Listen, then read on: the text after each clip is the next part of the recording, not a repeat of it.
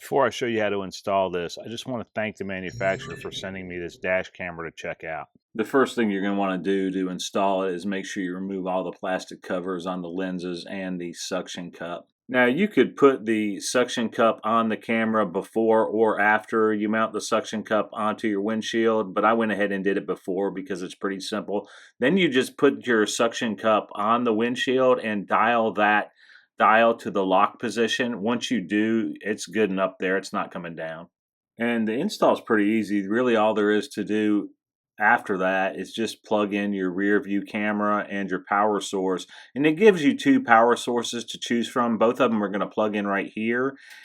Now, the next part of the install intimidates some people, but it really shouldn't. It's very easy to tuck the wires in under the headliner and into panels as necessary. In most cars, this is really easy to do. And for the power source, if you use the shorter cord, you won't even have to do that. Obviously, this is easier if you just want a quick install. They give you double-sided adhesive to mount this rear view camera and a couple of metal screws.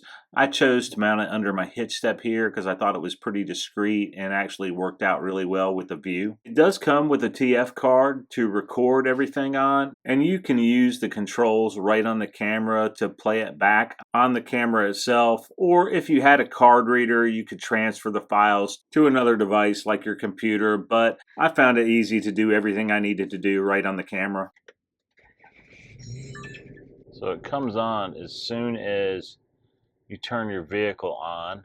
So you can kind of see the screen as you're driving along, and you can split it up into 4 or 3, or you can actually just have it on the front if you want to.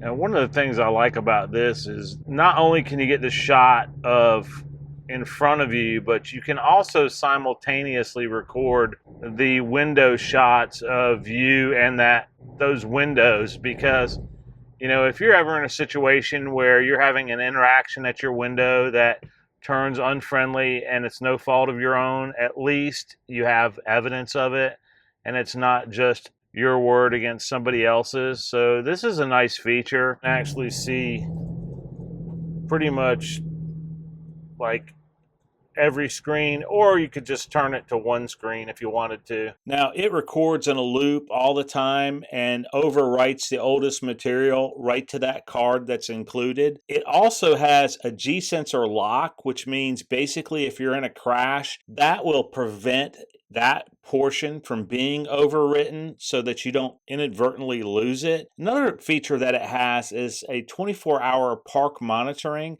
So when you're parked, those cameras are effective 360 degrees around your car. They'll detect motion and or vibration, which will set those off and record even if your car is not turned on. So if you're in the market for a dash camera, this is a really solid value.